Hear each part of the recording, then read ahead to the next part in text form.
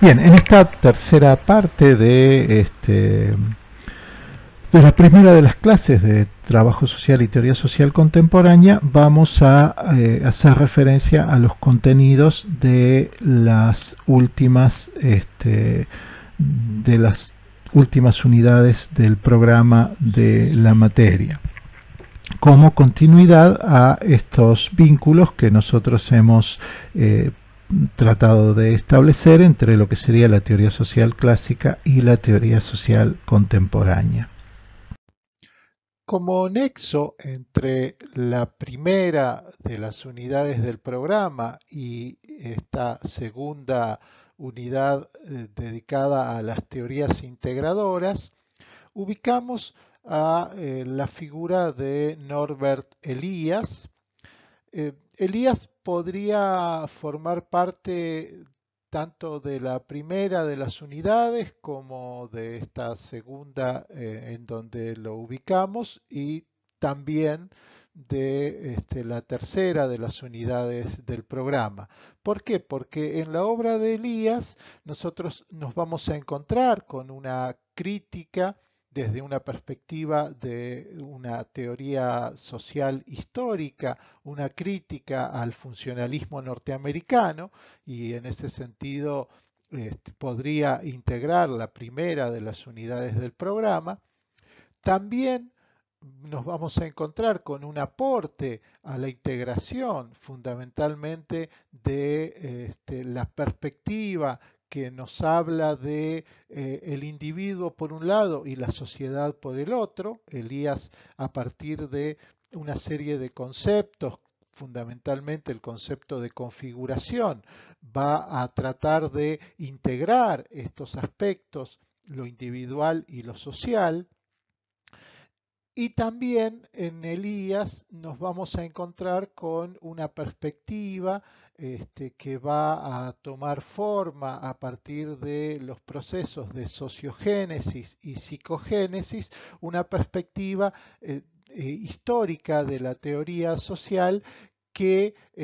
nos permitiría ubicarlo también en la tercera de las unidades del programa. Entonces, la riqueza de los aportes de Norbert Elias lo ubican como una especie de nexo, de elemento que permite relacionar lo planteado en la primera de las unidades con lo planteado en la segunda unidad del programa.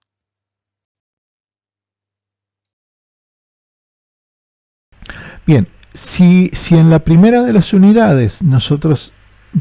íbamos a hacer mención a una serie de teorías desarrolladas en la segunda mitad del siglo XX como respuestas al pensamiento funcionalista, en la segunda de las unidades lo que nosotros vamos a plantear es una serie de concepciones teóricas que se desarrollan a fines del siglo XX y tienen continuidad en algunos casos en las primeras décadas de este siglo XXI, y que tienen en común el hecho de ser consideradas teorías integradoras. ¿A qué hacemos referencia cuando hablamos de teorías integradoras? Bueno, estamos haciendo referencia a dos cuestiones. Una tiene que ver con teorías que escapan a lo disciplinar, o sea que no se ajustan a una única disciplina como la sociología o la antropología o incluso el pensamiento de la filosofía, sino que intentan integrar aportes de la psicología, la antropología, la sociología, la lingüística, las ciencias políticas, la filosofía y otras disciplinas. Y por otro lado, teorías integradoras en el sentido de que toman algunos de los aspectos que han sido desarrollados como polos opuestos en visiones anteriores de la teoría social, por ejemplo, lo objetivo versus lo subjetivo, la acción versus la estructura, lo micro versus lo macro, y plantean la necesidad de integrar estos aspectos. Por supuesto, para lograr esta integración,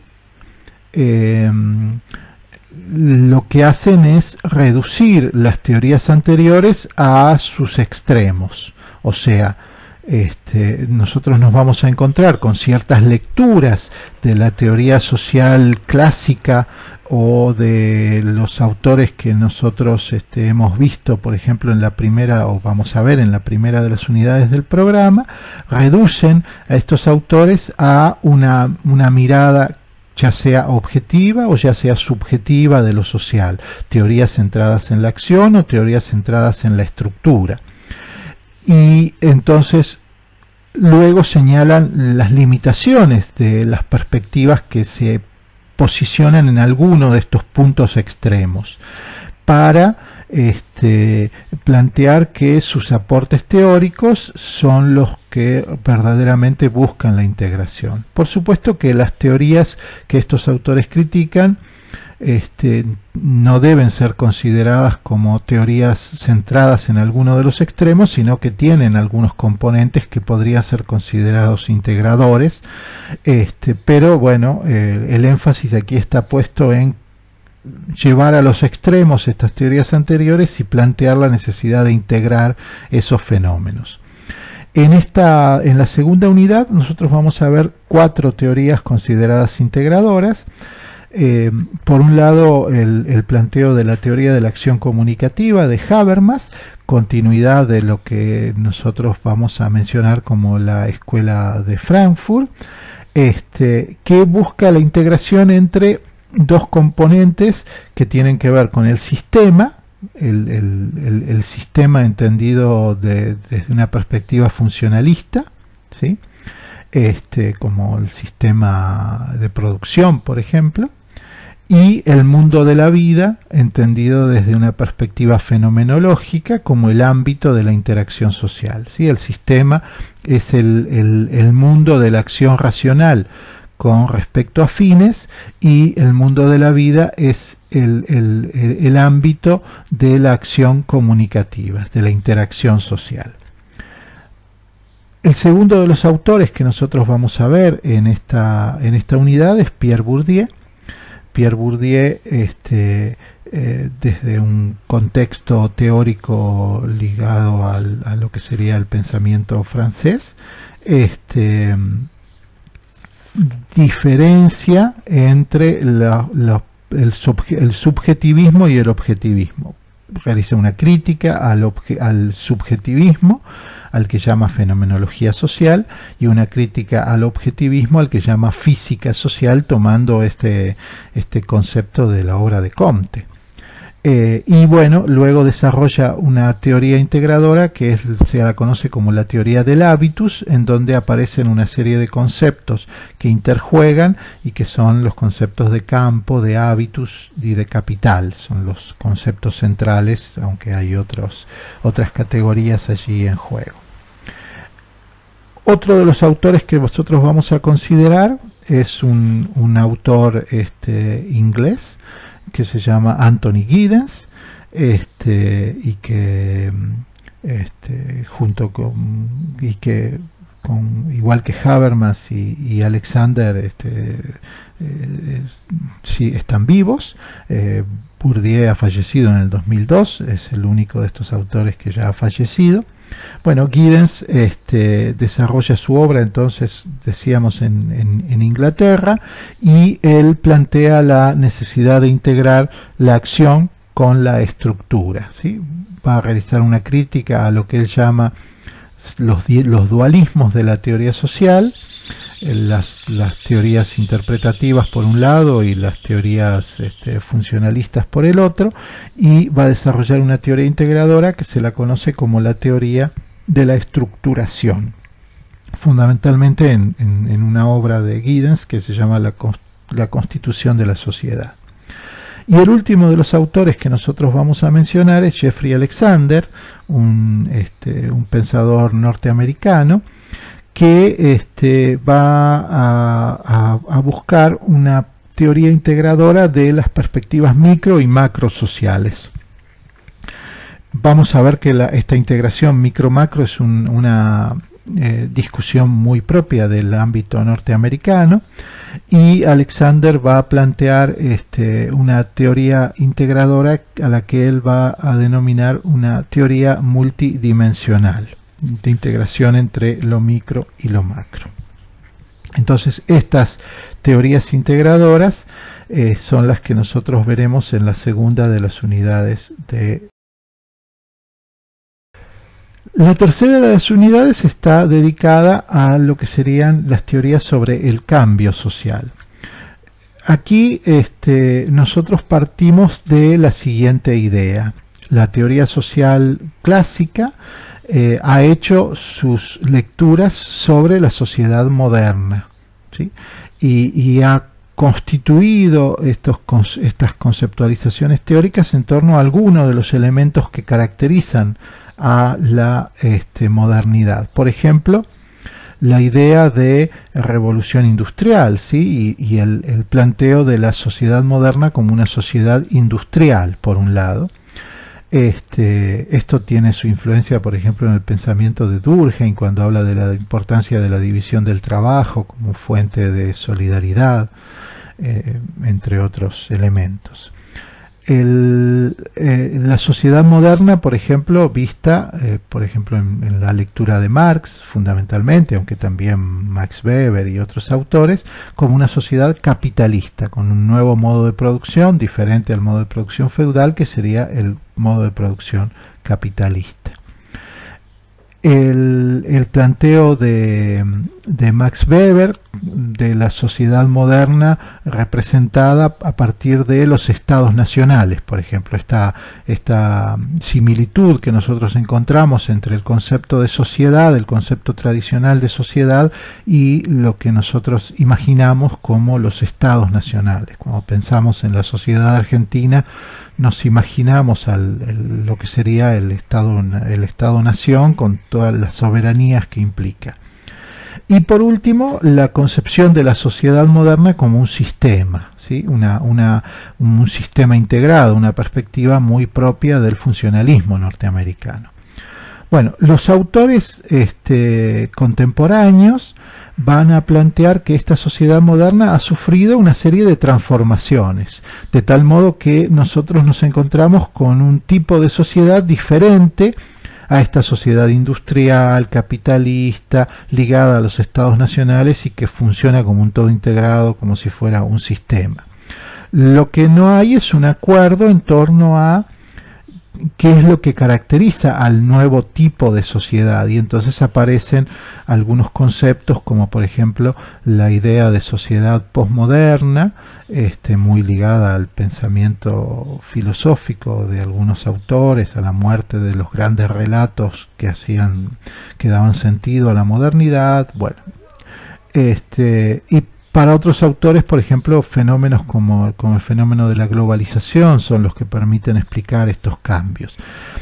Cuando hablamos de los cambios, estamos haciendo referencia a ¿qué cosa? Bueno, estamos haciendo referencia a transformaciones por ejemplo, en lo que tiene que ver con el Estado benefactor, ¿sí? O sea, con esa forma que asume en la modernidad tardía el Estado, ¿sí? Un Estado ya no liberal, sino un Estado benefactor. Bueno, y la crisis a partir de los cambios en la década del 70 del siglo XX en cuanto a ese Estado social, a ese Estado keynesiano o ese Estado benefactor. La redefinición de los espacios públicos como ámbito de discusión política, ¿sí? Como ámbito de protesta social, por ejemplo. La aparición de nuevas formas de exclusión social, las transformaciones en torno al trabajo, ¿sí? El trabajo que ya deja de ser una ocupación de por vida y se vuelve algo precario, algo flexible, algo que ya no es de todos, ¿no? Que es difícil acceder a él. La redefinición de las identidades sociales, con la aparición de todos estos fenómenos culturales en torno a la definición de las identidades de género, por ejemplo, identidades ligadas a los fenómenos que tienen que ver con la raza, por ejemplo, con la religión, cuestiones de ese tipo. La tecnificación de la sociedad y la aparición de nuevas formas de interacción social ligadas a lo que se conocen como las redes sociales, y el desarrollo de una cultura más bien centrada en el consumo, ¿sí? Desde una perspectiva que algún autor llamará hedonista, en donde la autorrealización del yo es el elemento central. Entonces, a partir de estos cambios y de otros que redefinen a la sociedad moderna, nosotros nos vamos a encontrar con distintas lecturas, que son las que vamos a ver en la tercera de las... Bien, entonces en esta tercera unidad vamos a hacer referencia a teorías que son teorías del cambio social, o sea que van a revisar los fundamentos de la sociedad moderna, esta idea de una sociedad capitalista, industrial, basada en la forma de organización política que son los estados nacionales y que funcionaba como un sistema, y van a poner el énfasis en alguno de los aspectos que se han transformado a lo largo de este siglo que lleva como desarrollo la teoría social ligada a la sociedad moderna. Algunos de estos planteos son los siguientes. De acuerdo al orden temporal, en cierto modo, de aparición, tenemos los aportes de Daniel Bell, que pone en discusión esta idea de la sociedad industrial y nos habla de una sociedad que sería una sociedad postindustrial y establece la comparación entre sociedad industrial y sociedad postindustrial. Otra lectura de estas transformaciones, centradas fundamentalmente en los aspectos ligados a la estructura socioeconómica, es la que plantea Manuel Castells cuando habla de una sociedad en donde el modo de desarrollo es un modo de desarrollo informacional. Centrándonos en los aspectos culturales ligados a las problemáticas de la identidad, las problemáticas ligadas a la experiencia de las personas, nos vamos a encontrar con los aportes de Alain Touraine, en donde este autor va a plantear que si en la sociedad moderna los movimientos que llevaban a cambio las transformaciones en la sociedad tenían que ver con los movimientos sociales ligados fundamentalmente al trabajo o a lo político. En estas sociedades postindustriales, los movimientos que se desarrollan son aquellos ligados a la identidad y por lo tanto plantea Alain Touraine el paso de un paradigma centrado en lo social a un paradigma actual centrado en lo cultural.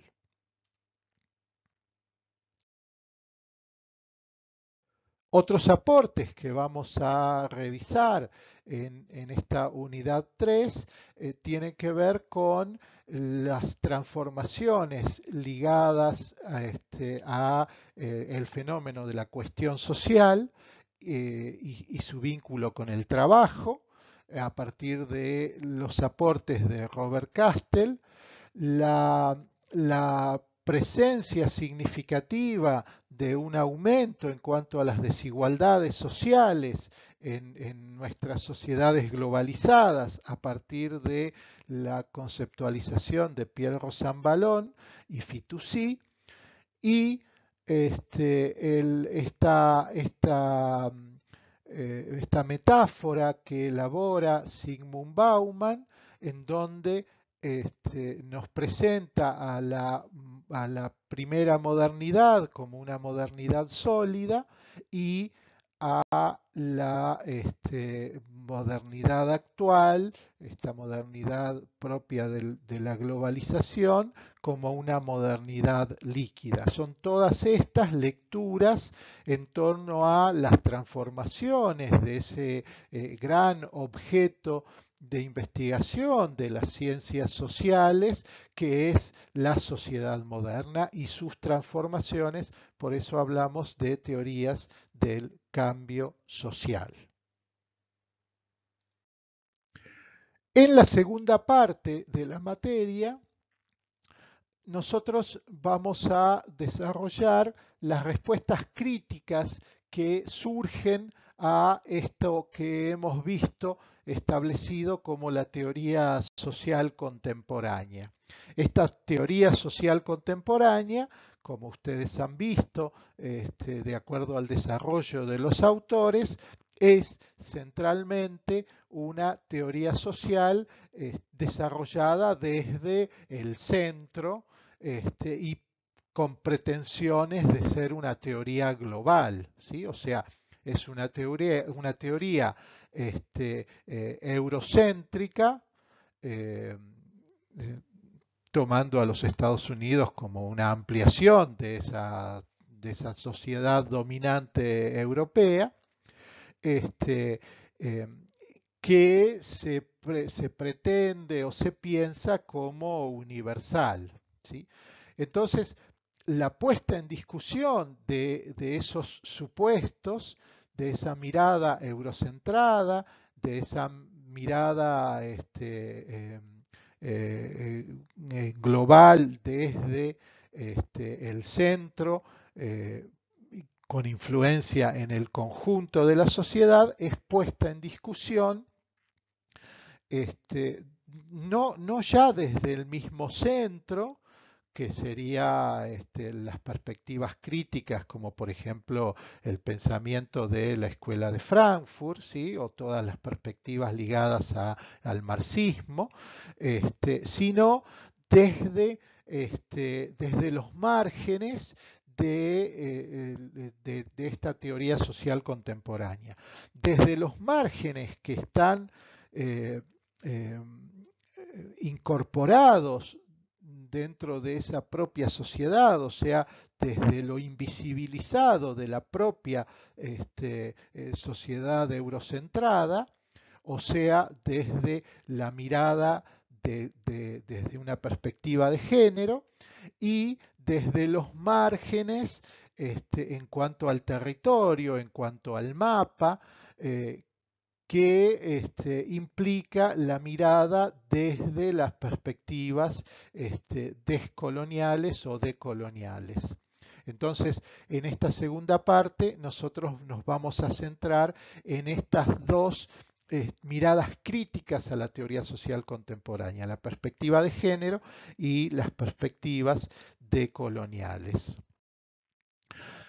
En cuanto a las perspectivas de género, vamos a hacer una recorrida por los aportes del movimiento feminista y de la teoría de género que ponen en discusión algunos de los aspectos que nosotros hemos planteado como centrales desde esta mirada de la teoría social contemporánea. Algunos elementos que esta teoría social contemporánea han invisibilizado, han dejado de lado, no han mencionado, como por ejemplo la cuestión del patriarcado, la cuestión de las relaciones desiguales que se dan en esta sociedad de acuerdo a las cuestiones ligadas al género, la invisibilización de toda la producción en cuanto a teoría social y todo el trabajo de investigación ligado a las ciencias sociales desarrollado por mujeres, incluso en el contexto de los aportes teóricos que nosotros hemos mencionado, ¿sí? Las respuestas subjetivas al funcionalismo, las teorías integradoras y las distintas perspectivas que aportan una mirada diferente a la interacción social, a las relaciones sociales, a las relaciones de poder, a las desigualdades en esta sociedad moderna. Entonces, vamos a recorrer una serie de autoras que van a dar cuenta de las problemáticas de esta perspectiva de género que han sido analizadas a lo largo de todo el desarrollo de estas perspectivas, desde las primeras autoras hasta a las pensadoras contemporáneas nuestras que plantean estas problemáticas, teniendo en cuenta no solamente la mirada de autoras que han desarrollado su obra en la sociedad norteamericana o en Europa, como por ejemplo Judith Butler o Kate Millett, sino autoras que nos representan localmente, como por ejemplo Rita Segato o Dora Barrancos.